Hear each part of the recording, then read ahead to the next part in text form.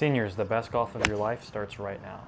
If you're over 50, your body moves differently and you don't need 10 different swing thoughts. You need one simple natural motion that works with your body and not against it. In this video, I'm going to show you exactly how to do that so you can start playing your best golf ever starting today. So let's start right here with the first core idea. Your body doesn't work like it used to. You might not have the same flexibility, mobility, or strength you had when you were, say, 25. And if you try to swing like you're 25 years old, your body will push back and you're not going to get the result that you want. And the reasoning is because of this. If one thing falters in your swing, something with your balance, something with your posture, your left hip, you get a bad golf shot. That's why we need a motion you can rely on. Because if your body isn't doing the same thing every time, you can't expect consistent results. The golf swing is only two simple things. Your arms swing and your body turns. But we can make the golf swing even simpler. We can get much closer to making the golf swing one simple thing, and that is swinging your arms. And I'm going to give you some clear ways to do that so your body gets out of the way and your swing starts to become automatic. And that leads us to the next idea. We need to be getting the setup exactly right. If you want to make the golf swing as simple and as repeatable as possible, it starts before the club even moves. We need a setup where getting back to impact feels automatic because that's the most important part of the swing is getting back to impact. And so it should feel like the swing just naturally returns right to where it started. So let's break down what that actually looks like. First, your arms need to be in a spot that lets them continue on the natural path around the body. If your arms start too high or too low, they'll reroute during the swing and that will throw everything off. We want your arms to be able to return to the same place every single time, where it is one simple motion around the body and we can count on where the club is passing through every single time. The second thing to a really good setup is you need to get the weight forward. And then from that position, you pivot your hips to the right. And it all goes back to this whole idea of turning along an angle, because what that's going to do is allow that to be so much easier. Because you're going to have a really solid base that's easy to turn around, and you're going to stay very steady over the ball, leading to a consistent contact point in front of the ball and not behind the ball. So there are two simple options here, and you can do either, depending on what feels best for your body. And I will walk you through both. But before we get to that, we're going to move on to the third thing, and that is your setup needs to support consistent contact. This means your body should be able to strike the same spot in front of the ball on the ground every single time. So here's the key/check that you need to see. Once you feel like you're in a good setup position, what I want you to do is lock in your arms where they're not going to move at all and they're locked into your body. You should be able to simply turn back and through, and the club should bottom out in the same place right in front of the ball. This is how you know you're maintaining your relationship to the ground. It's what leads to ball first contact without having to force anything. We're just letting it happen naturally. And that's where the weight forward and the hip pivot come into play. The slight weight forward and the hip pivot let you much easier return to where you started without having to adjust mid-swing. So if your setup is right and you can turn through and balance getting to that same spot, the swing becomes pretty simple. You just turn and let the club do the work. And finally, we want to get the club right behind the ball in the setup position. Here's why this matters. When your arm setup position and your arm's impact position are the same, you create a swing that returns to the same spot every single time that you set up at. So we know where the club is going to swing in the swing. So by turning our body back and through, we see visually instant feedback where the club is going to hit the ground by simply turning our body back and through. So all you do is set the ball right behind that spot, and then you want the club right behind the ball. And so when you set up like that, it's going to ensure you get that ball first contact. That way your swing knows exactly where it's going, and you don't have to think about it, and your swing starts to become automatic. So I'm going to circle back to the two options I said you had earlier. I said I'd walk you through two simple options for how to handle getting the weight forward and pivoting the hips to the right. So both options begin the same way. We get about 75% of the weight forward and then pivot the hips to the right. This gives us a strong, stable base, one that helps us turn on an angle stay much steadier over the ball, and return to the same spot on the ground every single time. Now here's where the two options differ. Option one is what I call the preset position. You pivot your hips fully to the right, so they're basically at the position they'd be at the top of the backswing position. So there's no need to move your hips during the swing and worry about all this timing and shifting of the pressure in the right spot. Your hips are already pivoted all the way to the right. And this makes the motion of swinging the golf club as simple as it possibly gets, because you just let your arms swing at that point and let them run into the ball. So there's hardly any lower body movement at all. So there's fewer moving parts for you to worry about, fewer timing issues, and what that will lead to is more consistency. So option two also starts with the weight forward and the hips pivoted to the right, just not as far. The hips aren't pivoted as far to the right. Then during the backswing, you allow the hips to pivot open, as far open as they were in option one, and then you return the hips back to square in the downswing. This gives your body a bit more freedom to move around, but it still stays grounded and repeatable as long as you maintain balance. Now with both of these options, there's something important to understand. By getting 75% of your weight forward, you're actually ahead of the natural center to your swing. So what does that even mean? Well, you have two legs in the golf swing, not one. And when you naturally push off either leg, there's a natural center point that your body wants to rotate around. And so if your body is forward of that, when we're getting 75% of our weight forward, and you try to push off your lead leg aggressively for power, that is going to throw you out of balance because you're forward of your center and you need to be turning around your center to be in balance. So I'm not saying you should be turning around your center. I'm saying get forward of it, get your weight forward, pivot your hips to the right, but don't try to drive aggressively off the lead leg because that will lead you to getting out of balance. Instead, focus on trying to keep the lead knee bent how it naturally wants to move as you try to turn around it. Don't try to aggressively push off the lead leg because that's how you're going to maintain your consistent contact point with the ground. So to recap, option one, you preset the hips as far right as they can possibly go and you don't move them in the swing, and then you simply allow your arms to swing, and that is the simplest swing in golf. Option two is to also get the weight forward and the hips pivoted to the right, but the hips aren't fully pivoted to the right. You allow them to turn in the backswing and then you get them back to square, focusing on keeping your lead knee bent and keeping your weight forward the whole swing. So both options will get you striking the ball than the ground. It just depends on what feels better for you and what you feel is more consistent. So now that we know the body doesn't work like it used to, and we've made the right adjustments in our setup to support that, the next piece of the puzzle is we need to be able to swing our arms consistently. And this is what ties everything together. When your arms swing the same way every time, you eliminate compensations. And that's what leads to consistent ball striking. So let's break it down. Both arms need to follow their most consistent and repeatable natural path. Your lead arm should stay straight, not stiff and locked out, but straight enough that it doesn't wander off its path. Your trail arm needs to move on a consistent plane as well. And here's the key. The trail arm doesn't move up and down. It moves around the body from point A to point B, one simple circular motion. So to make this happen, both arms need to be in the right rotations. For the trail arm, the upper part of the arm needs to be tucked in. If the upper part of your trail arm isn't tucked in enough and you ask your arm to swing, it will want to lift straight up. If it's rotated in too much, the elbow drops and the arm moves down and up, which we don't want. The goal is to move the arm flat around the body, not up and down. And it's the same thing with the lead arm. If it's rotated the upper part of the arm too far to the left, it lifts straight up. Too far to the right, and it dives in and down.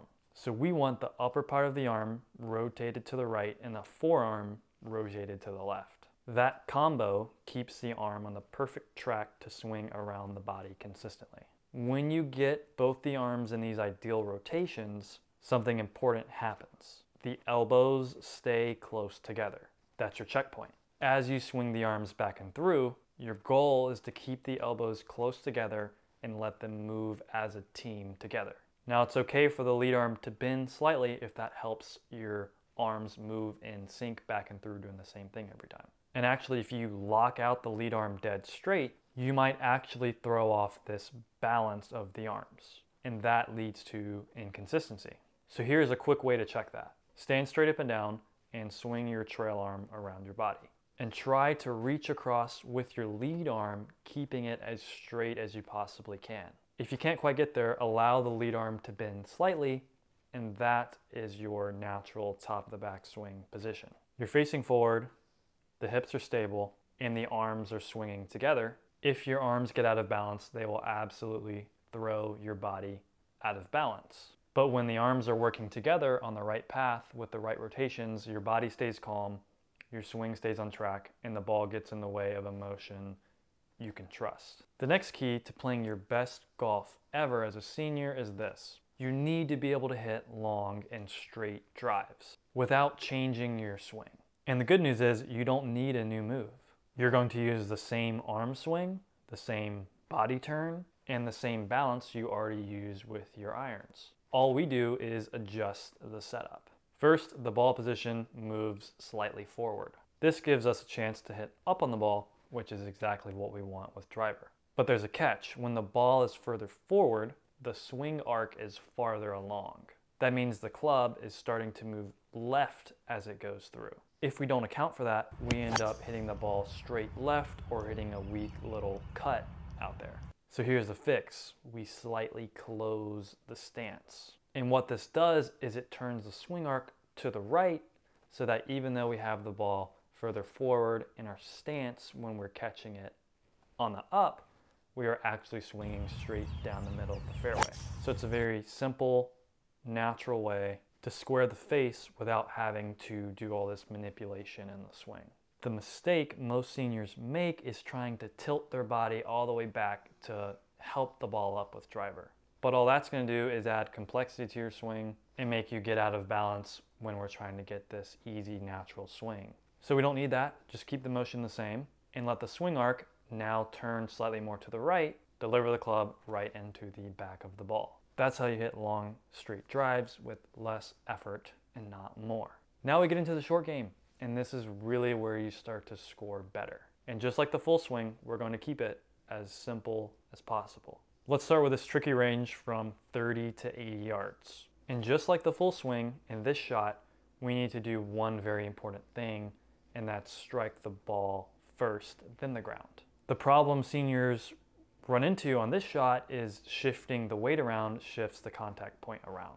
But from this range, we're not trying to get all of this power. All we're trying to do is control where we're hitting and coming into while we're hitting the ball. So here's the fix. We make one simple change on this shot.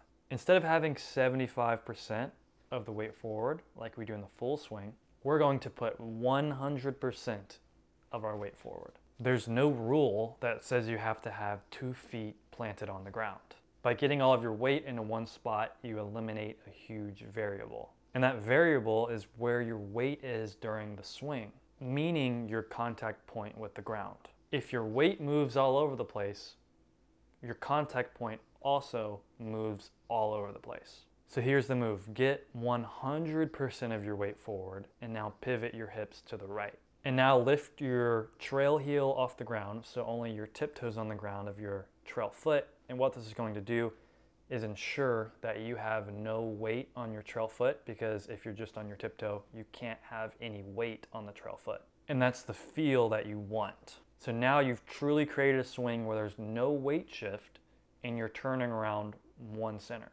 And of course you can place your trail foot back on the ground, but that's the feel that we want when you're trying to understand this feeling of getting 100% of your weight forward on the shot. And it truly should carry no weight on the trail foot. And so what this does is very important and very powerful. It guarantees that no matter how fast or how slow you turn your body, you'll hit the same spot on the ground. Your setup is now locked into a position where you will strike the ground consistently, and that is everything in the short game.